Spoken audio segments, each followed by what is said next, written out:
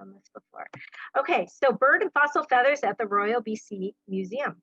So the Maccabee fossil beds tell the story of an ancient inland lake surrounded by a rich, temperate coniferous forest, bursting with life in the early Eocene epoch, approximately 52 million years ago.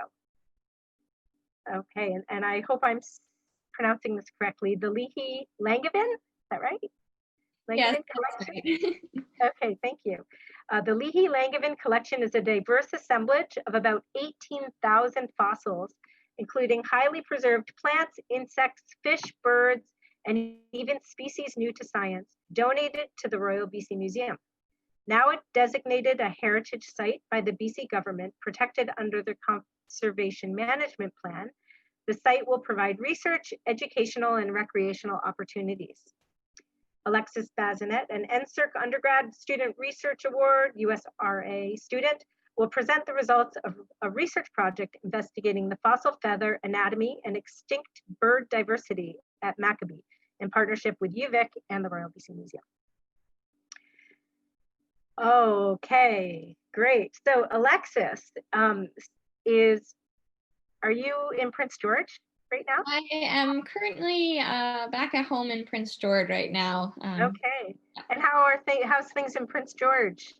Do you have a lot of snow? Yeah, we have some snow. Yeah. It's winter here. It's winter, unlike the island.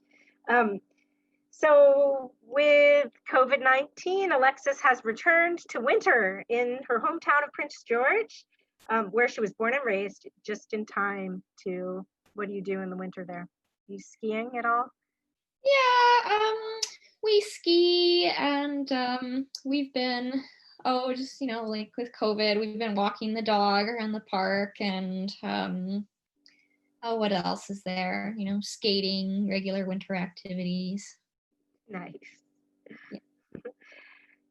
So Alexis recently graduated with a Bachelor of Science and honors degree from UVic in April 2020, with a concentration in marine biology and a minor in ocean sciences. Alexis is passionate about science and open to a broad range of research opportunities. During her education, she has gained experience through volunteer work, internships, research project, and even a co-op placement with DFO. You may have even seen her in the past volunteering as a naturalist at the Shaw Center for the Salish Sea in Sydney. In the last few months, from July to October, Alexis completed a remote research project as part of an undergraduate student research award in partnership with the Royal BC Museum and School of Earth and Ocean Sciences at UVic, investigating fossil feathers. Alexis saw this as an opportunity to expand her engagement in the earth sciences and learn more from a paleobiological and/or ecological perspective. As a lover of the natural world, she is very excited to meet and speak with all of us. And yeah, it sounds like Alexis has a lot of interests, and her recent position has completed. So keep her in mind if you know of any interesting work. Is that okay if I say that? Oh yeah, thank you. That's great. Okay, I think she's probably got lots of great opportunities, but this is a great network here as well. Okay, so Alexis, I'm going to hand it over to you. Okay, great. I'm just going to start sharing my screen here. And just a reminder so Alexis's talk is about 20 minutes or so. So you could put questions in the chat, or when she's done, we can have a chat and ask questions at that time in person as well. Okay.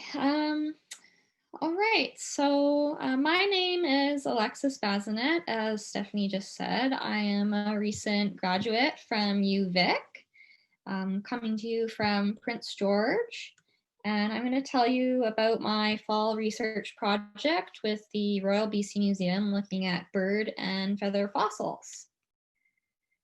So a little bit was mentioned in the introduction, but first I'm going to tell you a bit about the Maccabee fossil beds. So the Maccabee fossil beds are located about 13 kilometers from Cache Creek off Highway 97. And the fossils at this site are approximately 52 million years old. So at that time, during the Eocene, the Maccabee fossil beds, which are the dry cliffs we see today, would have been a deep ancient lake, about 500 to 2,000 meters above sea level, with a temperate climate, if you can imagine it, and surrounded by carnivorous and deciduous type forests that we might see in North America today. The Maccabee fossil beds have been designated a heritage site by the BC government, and this is important for protection of the fossils at this site. So about 18,000 fossils were donated to the museum, and they have many plants, insects, fish, birds, and even feathers in the collection. And the Maccabee fossil bed site is known for its high preservation quality, abundance, and diversity of all these fossils. And it is a part of the Okanagan's Highland region. So there's a system of ancient lakes that would have ran from British Columbia down into the United States. So Maccabee falls within this region. So the Royal BC Museum received this donation from the John Leahy and David Langevin families in 2017. And staff at the museum packed and transported the fossils, where volunteers unpacked, sorted, identified, even painted these little catalog numbers, if you can see, and placed the fossils into these foam-lined cabinet drawers to keep them safe. And the last of these fossils from the collection was only unpacked February 14th of 2020. So just like to say a big thank you to all of the volunteers who took time out of their personal schedule to kind of make this future research, ongoing research at the museum possible. And also, I think some of the volunteer activity has been cut back due to the pandemic, but if you're interested, they're always looking for willing people who are passionate about research or learning about fossils. So a little bit about the motivation why study feathers or fossil feathers. What's unique is feathers rarely fossilize due to their delicate nature, but we have about 150 isolated feathers in the collection, which is a huge sample size. And considering there's only two bird skeletons recovered from Maccabee. And we hope by measuring and studying the fossil feathers to provide more info about the bird biodiversity of these extinct species at Maccabee during the Eocene about 52 million years ago. So I've heard that we have some avid birders in this society. So you probably know some of this already, or maybe knew even more about birds than I did before I took on this project. But feathers can have multiple different functions in birds for flight, display, insulation, weatherproofing, and even camouflage. And I just have some pretty photo examples on the left. And depending on what body region the feather comes from, they can have different functions. So just going from left to right, we can have wing feathers or flight feathers. And these tend to be, can you see my cursor? Yeah, there we go. Asymmetric, so this leading edge is shorter in width than, say, the opposite side.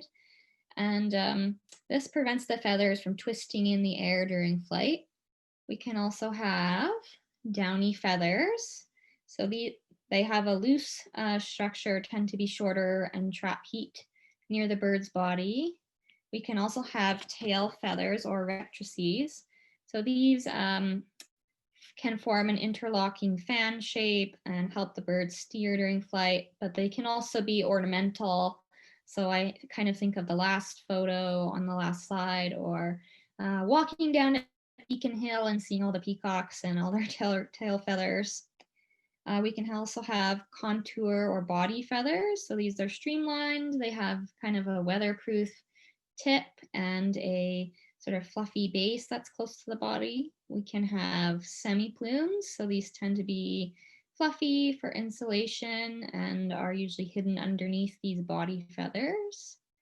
We can have filiplumes. So these help to sense the position of the contour feathers.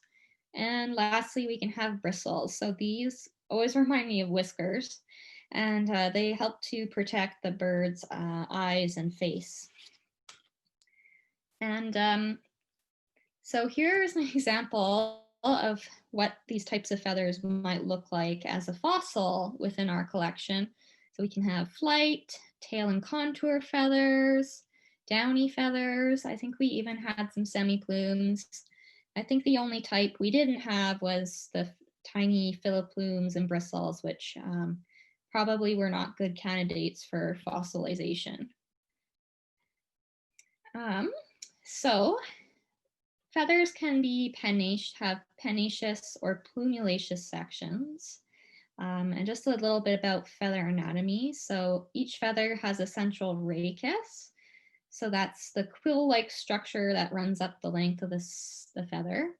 And off the rachis, we can have branching barbs. And off of the barbs, we can have these long, filamentous, soft barbules. And a good example of a pennaceous type feather might be the top of this flight feather, where it's sort of stiff and flat, and the hooks on the barbules interlock here to form this waterproof barrier. What might be a good example of a plumulaceous feather might be, say, like a downy feather, where it's flexible, has long barbules, and helps to trap air near the bird's body. So thinking about modern microscope techniques, looking at the barbules under the microscope, they can have these features called nodes, and at the ends hooklets, where they interlock together, but that's not shown in this photo.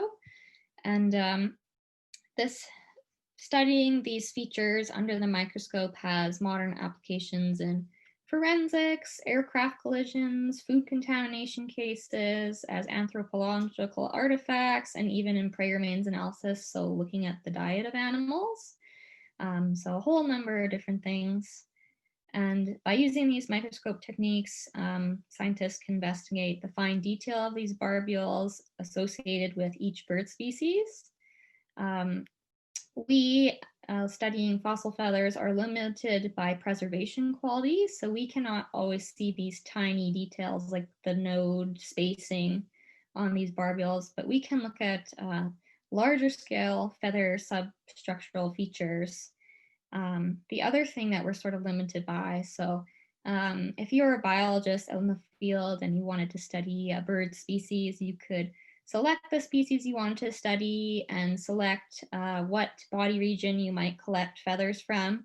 And for us, they're sort of unknowns in our study. So these are skeletons bird skeletons recovered from Maccabee. On the left, we have an unidentified bird. And the shape of it always makes me laugh. It kind of reminds me of a dancing chicken or something. And then on the right, we have wings of a gaviform bird. So this is actually evidence of a diving bird or an aquatic bird during the Eocene in North America, which is pretty rare. And all represent bird fauna that were previously unknown in North America at that time, which is exciting. Oh, what have I done? Let's just try to go forward here. Okay. So if you're wondering maybe what these birds might have looked like, so wings from Maccabee referred to the gaviformes would have been closest to, say, modern relatives of the loon here on the top left. A post-cranial skeleton recovered from Driftwood Canyon, BC was assigned to Sonsidae. So those the most modern relative might be a rail here in the top right corner. We also have two skeletons, one from Driftwood Canyon and one from Maccabee, referring to the coliformes, which is the mouse bird. on the bottom right. And what I find interesting about this is during the Eocene, there are about 17 species of extinct mouse bird widespread in North America, Europe, and Africa. But there's only 16 living species found in Africa today. So their range has really shrunk over time. And also a zygodactylid. So this is sister to crown passerines or songbirds. So I just have some examples in the bottom left corner. And these were found in North America and Europe at the time. And so looking at one of the skeletons of the zygodactylid in closer detail, Victoria, who's my supervisor, and I went back over in the red and circled where the feathers were located, sort of in the halo-like fashion around the skeleton. And the 009-012 here is where this feather is, what it looks like zoomed up close. And what's interesting that the authors noted when examining this skeleton was the sulfurous yellow coloration on the bones, which indicates the metabolic activity of sulfide oxidizing bacteria, which are usually found in the bottom of lakes where there are anoxic conditions or no oxygen. So maybe this would have made it a good preservational deposit. Oh, I should have said a warning, but we're going to talk a little bit about the decomposition process. So scientists conducted experiments using bird carcasses to help with the interpretation of the fossilization process.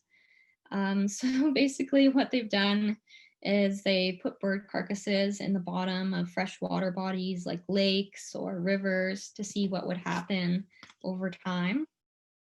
And what we can see, so I'll just run through the process quickly, but the carcasses can remain intact for about 1 to 3 days, floating up on the top where they're broken down. This top tissues start to get broken down by bacteria, and the skeleton remains complete, but loosely attached structures like some of the feathers start to degrade. So a good example of that might be an egg. And then over time, the skeleton disarticulates due to scavenging. So maybe there's fish picking at it from the bottom or something, and starts to fall apart. So here we have the skull has fallen off. In E and F, we have the legs have fallen off, which I always find F sort of a funny picture. And depending on the environment, so the current, the scavenging, and the burial, the skeleton can remain mostly in position in the sediment, which is important for preservation. And so looking at this, we can see, so this is the muscle of a bird after 1 day of decay under an electron microscope. And if we zoom in even further, we can see the bacteria have already started to colonize the muscle, so these pill-like structures, after just 1 day after death. So what I found interesting about this is there's bacteria present in the gastric, circulatory, and respiratory systems that colonize from within and from open wounds from the environment when the bird dies. So that's kind of how this process starts. And one interesting note by the authors in this study is that there is a bias towards inland water habitats in the fossil record. So it makes it more likely for wading and terrestrial birds to be preserved. True water birds or aquatic birds tend to be more absent in the fossil record. And we think maybe this is because they prefer a shallower habitat rather than these deep lakes. And so this can lead to differences in preservation quality. So not every feather is 100% perfect. You know, we can have cracks, missing or frayed pieces, fading. Sometimes they are just smudgy. I was supposed to help behind the scenes at the museum, helping to catalog these feathers and perhaps do a research project from May to August. But with the pandemic, my research project went remote. and got delayed. So it went from July to October instead. So that's that's me on the right at home measuring feathers right here from where I'm talking to you on the computer. But basically how this process worked is that my supervisor, Victoria Arbour, who's curator of paleontology at the Royal BC Museum, the days she's at the museum, she would take these high resolution microscope scans of the feathers using this piece of equipment here, upload them on the computer, send them to me, and then I would start to measure. So just show you quick. So here's a tray of some of the feathers, and you can see how large we're able to blow it up in the background compared to say what it looks like in your hand to measure some of these features on the feathers. But so we measured feather structure. So this includes the barb spacing. So these dark lines here are the barbs. So 2D would be the spacing between, and the diameter would be 2R. And we also measured, say, the total length of the feather. And looking at these features, they can show differences in, say, waterproofing and insulation between bird families. So maybe it can help us tell like whether birds are of more of an aquatic, terrestrial, or terrestrial nature. And so we compared our measurements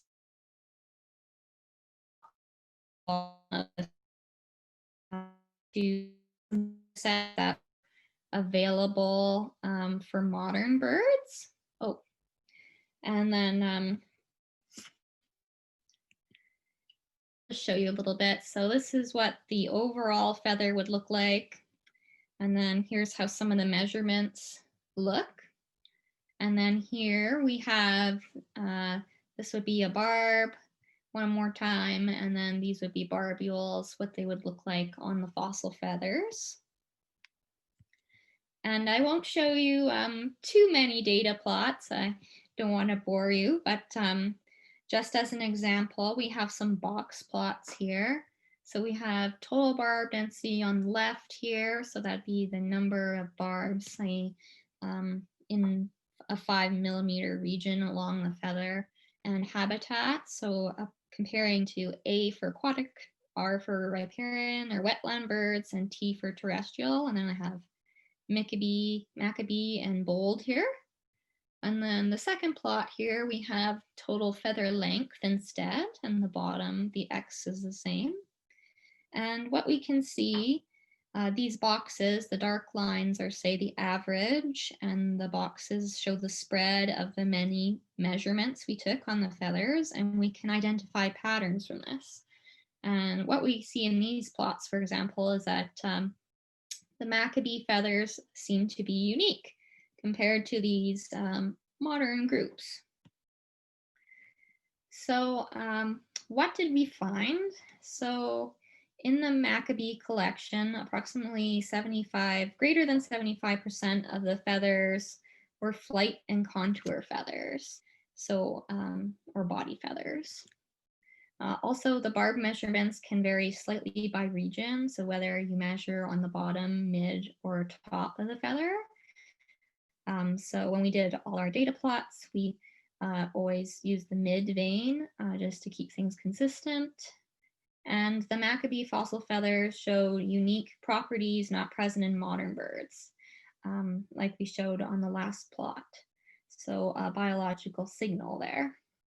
Also, different from what we expected, the Maccabee fossil feathers are likely not derived from aquatic birds. So originally going into this, we're thinking it's a lake environment. There might be some, water birds, aquatic birds, but that was not the case when we were comparing to these other data sets. And what it appears to be is that the fossil feathers are most likely from small arboreal birds, so perching birds, or wetland birds inhabiting the riparian forests surrounding the lake. So birds perching in the trees, wading in the shallows. we recently submitted a paper to the Journal of Vertebrate Paleontology. We cannot identify specific families of birds at Maccabee, but we did broaden a bit of our understanding about the bird biodiversity at that site. And if you're interested, there's some more photos of the different other kinds of fossils, like the insects and plant leaves and everything else on the BC Royal Museum learning portal. And yeah, if when the pandemic eases up, restrictions ease up, you can always visit the museum as well. Thank you very much. I'm gonna stop sharing my screen so I can take some questions here. Oh, no, that's not what I want to do. There we go. Oh, Great. how's that? Thank you, Alexis. Really interesting. What a great opportunity to get involved with that collection.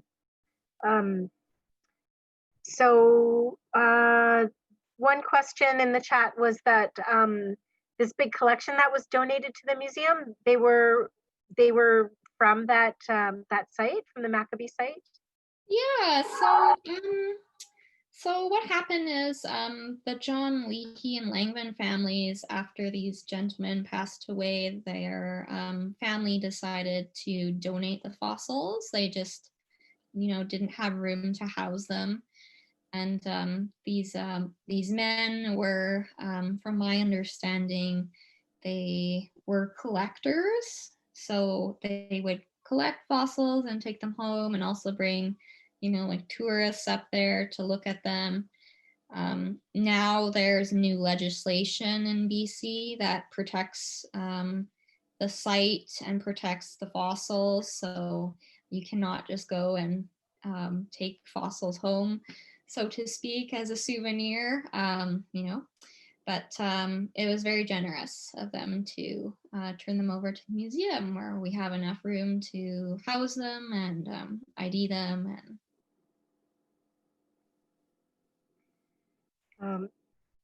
Okay, here's another question for you. Could you please elaborate a bit more on how you decided the feathers were not from aquatic birds?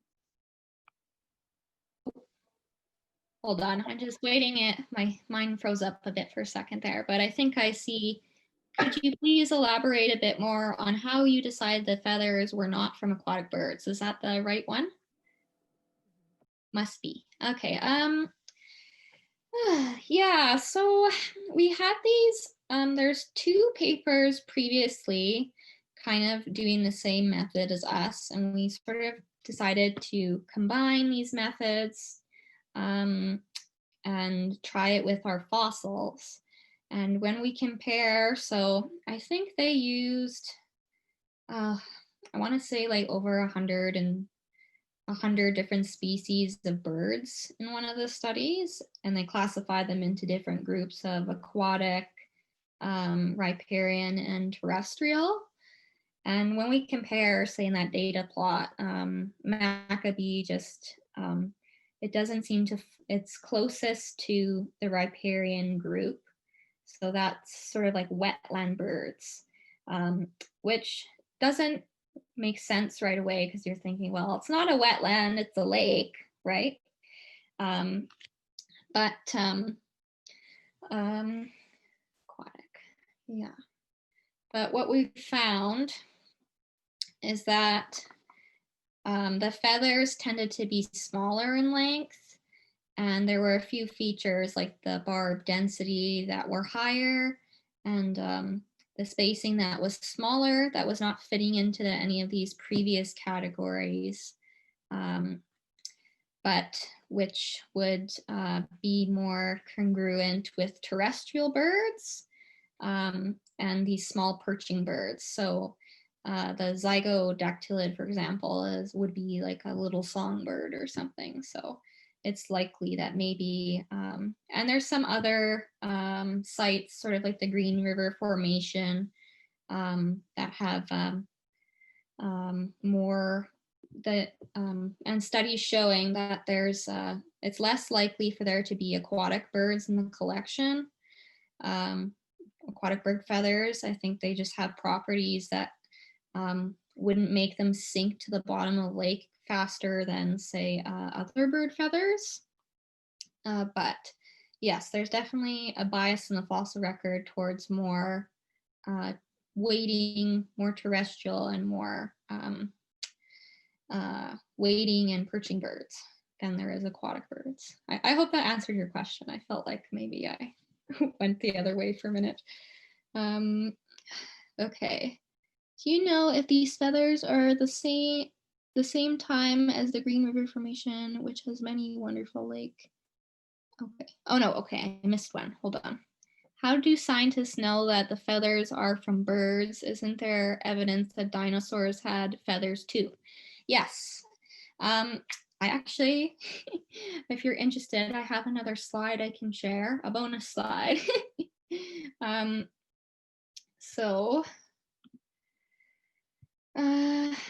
Okay.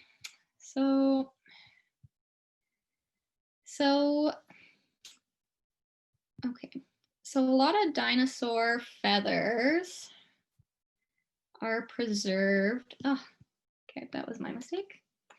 Are preserved in amber, sort of like Jurassic Park. And you can see in these amber, I don't know what you call them, stones, that the feathers have a really high preservation quality. So the scientists can actually see those features on the barbules, like the nodes and the hooklets, that we were not able to see on our flat two-dimensional slabs that the feathers are squished in at the Royal BC Museum. So yes, so scientists can look at these fine features under the microscope and determine which species they came from. And dinosaurs have a bit different feathers, where the evolution of the feathers, some of the features are missing.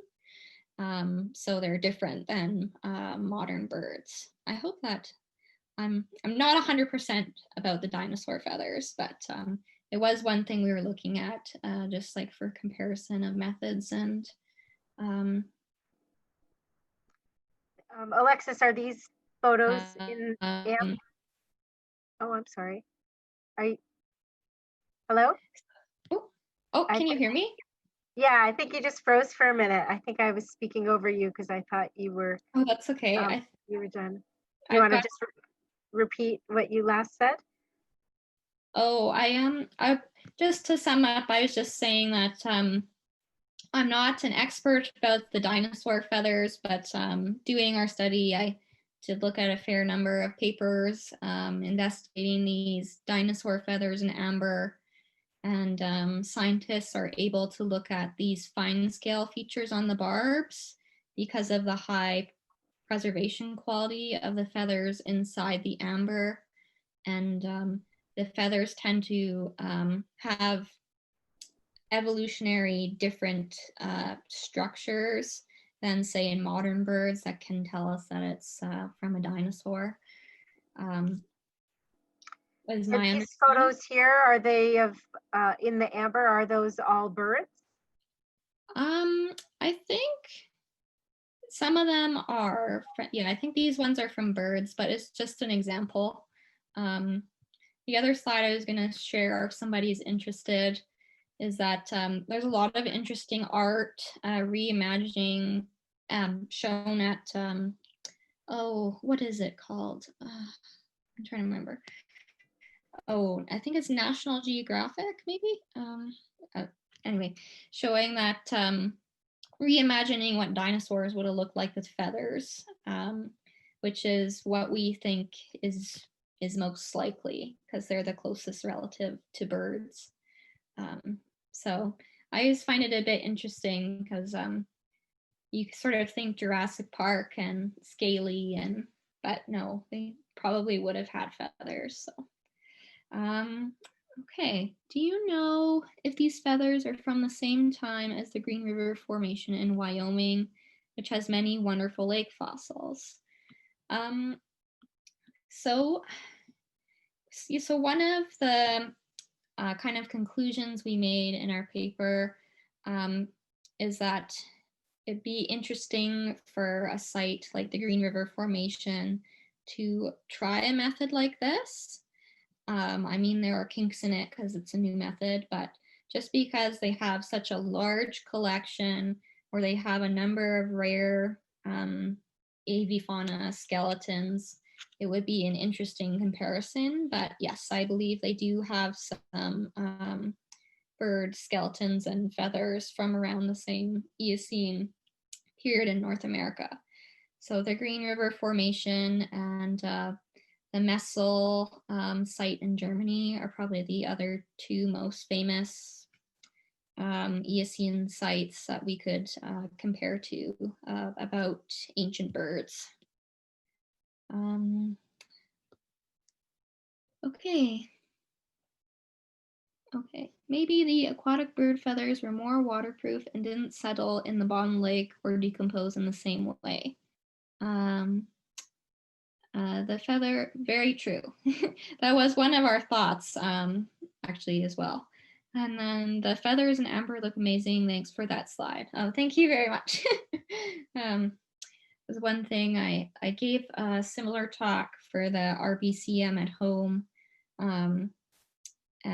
but they're a limited amount of time, so I had these extra evolution slides I didn't get to talk about, but I can use to answer the question now. So I don't know if did I miss any. I think that's all that's in the chat. Does anyone want to add any other questions or comments? Either in the chat or you can speak up. Oh, here's one now. What are the characteristics of a mouse bird feather that help you to identify it? So the examples I was giving, so those are from skeletal remains. So they tend to should give more taxonomic specific information than the feathers can give at this time. So that's how they know it's a mouse bird for certain, because it came from a skeleton. So that might have been a bit confusing.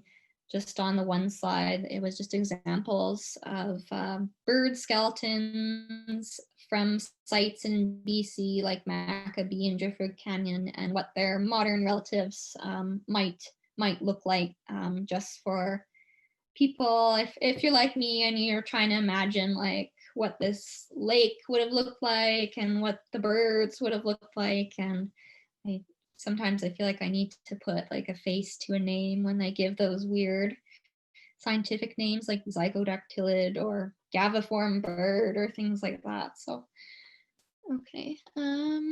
What other fossils are found at Maccabee? So at Maccabee,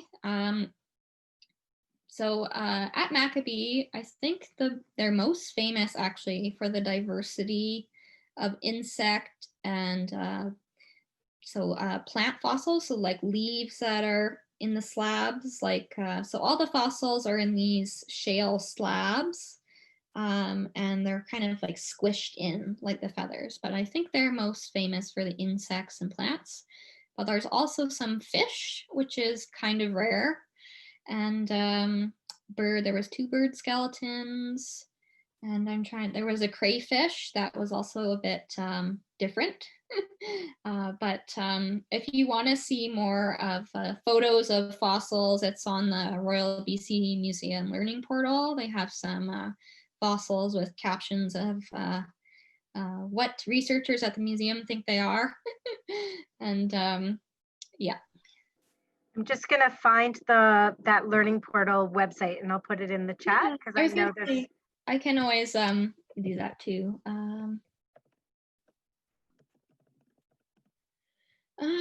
Is there any new geological papers describing this formation?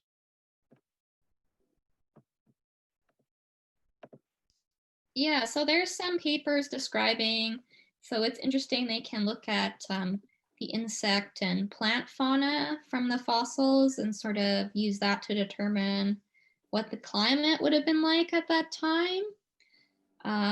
And there's some papers describing a bit more about the geology at the site. I just I cannot remember all about it at the moment, but I can put it in the chat later if that's all right, or email it to Stephanie to share around if people are interested. I just put in the chat, you can copy and paste it into a different browser. The learning portal from the Royal BC Museum, which is their online learning resource for connected to museum research.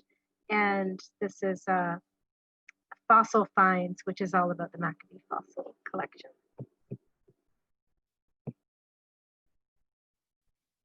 Does anyone have any other questions they would like to ask? I have one. Oh, sure. I was just gonna see if anyone else, but I'll jump in. I was curious about your slide that was showing the applications of modern microscope techniques, looking at the feather structures and dimensions. I didn't know that at all, so I was wondering if you could elaborate on some of those applications. You mentioned forensics and aircraft collisions. Is that to figure out the species, or yeah? So what they can do under the microscope is look at those barbules, and so similar to how we were looking at counting like the number of barbs and the spacing and measuring those larger features, they can get right down to the barbule and measure along the barbule the spacing between the nodes and the shape and size of the hooklets at the ends of the barbules. And this can tell us a bit about what species of bird it came from. And so I think, I'm trying to think, I guess for forensics and food contamination, maybe if you can identify like what species of bird, might place somebody here at a certain time, or I'm not 100%, but I'd have to look into it more. But it was just, it was news to me too, because it's sort of interesting. But it's like, I'm not 100% sure. Maybe if it's that's like, great. you can identify this downy feather from this bird species came off this person's jacket who committed a crime, and we know this bird species is found in this area, then we can sort of match things up. And that's sort of part of the way it was explained to me, but I'm sure there's more in depth than what I can give on that. But that's great, thank you.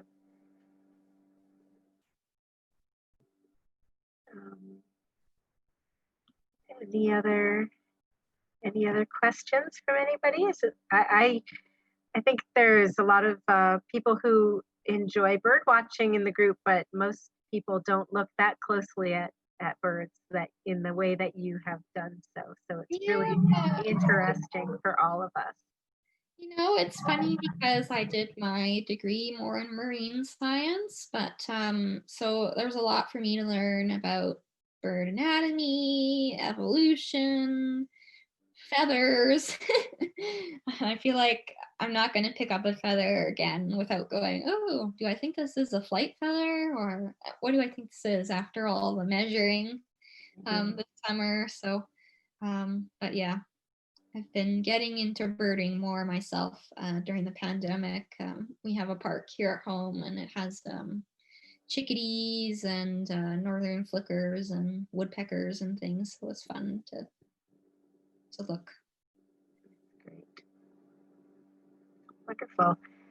Well, if there are no more questions, and I just wanted to thank you again, Alexis, for your wonderful and interesting presentation, and for being here with us tonight. And and wishing everybody very healthy and ways to enjoy the holiday season that might be different than usual, but I wish everyone good health and happiness over the holidays, and look forward to seeing you again in January, if not connected to the Christmas bird count or botany night next